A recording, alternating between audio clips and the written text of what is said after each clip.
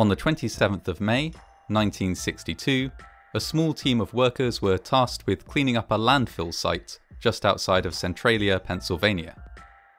Just as they had done many other times before at many other landfills, they set fire to the accumulated waste, let it burn, and then doused the whole thing with water. There was only one problem.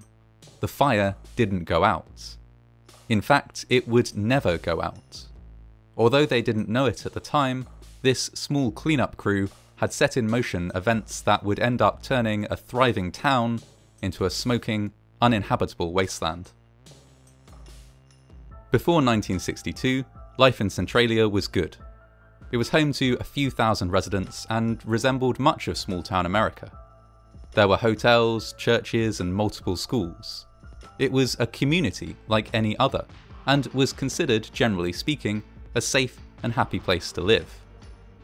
The main business in Centralia was coal mining. For more than 100 years, coal had been extracted from a labyrinth of tunnels beneath the town.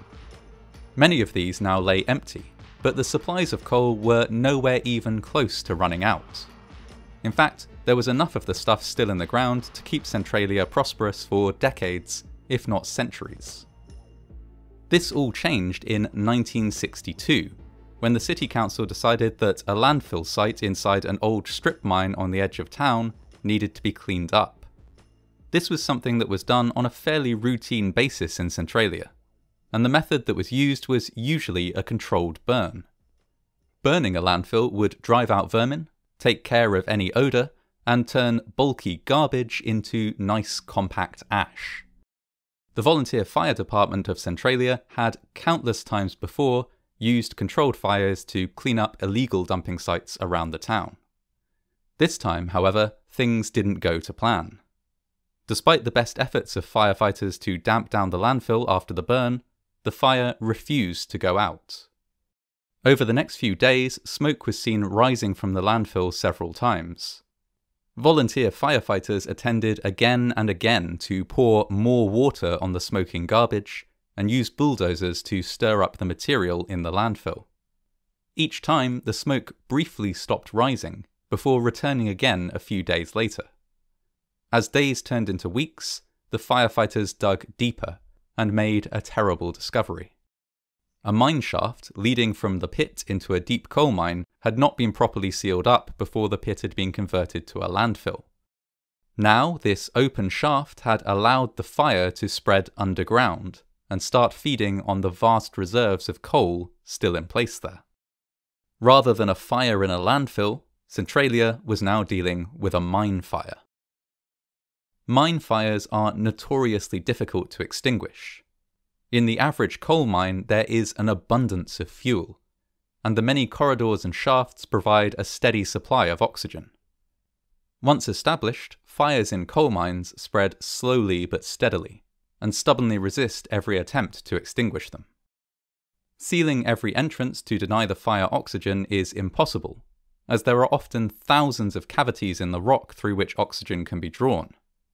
Drowning the fire doesn't always work either, as incredible amounts of water are required. If even a tiny fire remains after dousing, it will dry out the surrounding area and begin to spread once more. With all this in mind, it's not unknown for mine fires to burn for decades. In the case of Centralia, quick and decisive action might have saved the day.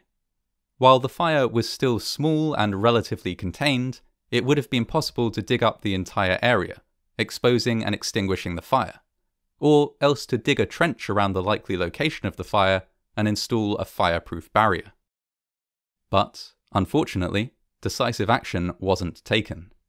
Instead, the city council debated plans of action, calculated costs, and sought approval and state assistance. Questions of responsibility arose.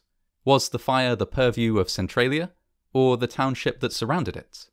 Could the state government fund the operation? Letters were sent and appeals were made. The job of tackling the fire was tendered, bids taken, budgets trimmed, and while all this was happening, the fire continued, slowly but surely, to spread. With every passing day, the cost and level of disruption required to extinguish it grew. and it often grew just a few steps ahead of the actual response. For example, one company was hired to dig out the fire, but found that it was spreading just a little bit faster than they could dig. Another attempt was made to smother the fire with water and slurry, but the project ran short of funds and material before completely extinguishing the blaze. The fire survived and continued to grow. Other projects were delayed because of budgetary concerns, or put on hold while the correct permits and permissions were sought. The fire in Centralia was by no means the only mine fire burning in the state of Pennsylvania, and so the city had to fight constantly for funding, attention, and permission to take action. Soon enough, the fire had spread to underneath the town of Centralia itself. Residents went about their lives with an inferno beneath their feet. For some of them, there were no adverse effects, and indeed there were even some positive ones. Several streets, thanks to the heat rising from the fire below, never needed to be cleared of snow. Residents also experienced warm temperatures all year round, enabling them to grow crops like tomatoes and other fruit in the bare earth. Of course, for most people, the fire was far from good news. As well as warm temperatures, the fire vented poisonous gases up through the ground, some of which flowed directly into houses and places of work. Residents in these areas had to live with constant carbon monoxide alarms and routine visits from inspectors, who would test the gas levels in their homes and instruct them to leave their windows open 24 hours a day. These precautions weren't sufficient. It was totally routine for residents in the worst affected areas to constantly suffer the headaches, drowsiness and confusion of carbon monoxide poisoning. Worse still, sinkholes would sometimes open up as the fire burned away coal beneath the city. In 1981, a 12-year-old boy nearly died when a sinkhole 15 stories deep opened up in his backyard, venting hot steam and poisonous gases. He was saved by a tree root, which he was able to cling onto until his cousin could rescue him. Residents complained and protested, but by now the fire had spread over such a vast area that a solution was starting to seem out of reach. To extinguish the fire completely, a huge tract of land would have to be excavated. This would require a significant portion of the town to be demolished, and would take up to 10 years of consistent, hard, and dangerous work. When it first began, the fire might have been extinguished by an investment of a few thousand hours of work and a sum measured in thousands of dollars. Now, with it reaching under the entire town, the cost of extinguishing it exceeded the real estate value of Centralia itself. And so, years after the fire began, a new solution was proposed. The town would be abandoned. The US government bought out the vast majority of the remaining residents. The population dwindled as families fled. The town that had been home to more than 1,000 people in 1960 was home to just 16 by the year 2010. Centralia now barely exists. Its postcode is no longer recognized by the United States Postal Service. The vast majority of houses and other buildings have been demolished.